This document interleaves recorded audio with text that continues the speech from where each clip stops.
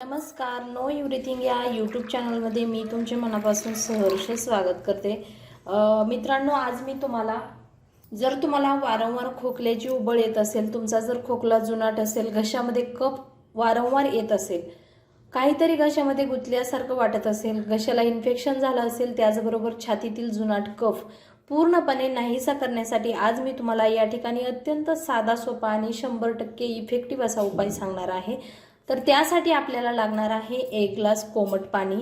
त्यामध्ये आपल्याला थोडंसं एक चिमूटभर आपल्याला आपल्या घरातील जे मीठ असतं ते ॲड करायचं आहे। आणि दुसरा जो महत्त्वाचा घटक आहे तो म्हणजे थोडीशी हळद।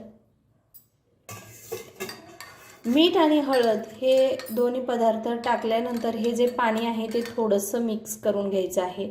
आणि तयार झालेलं हे जे मिश्रण आहे ते आपण कोमट असताना गोट करत सकाळी उपाशीपोटी याचं सेवन करायचं आहे आणि संध्याकाळी जेवणानंतर या पाण्याचं आपण सेवन करायचं आहे।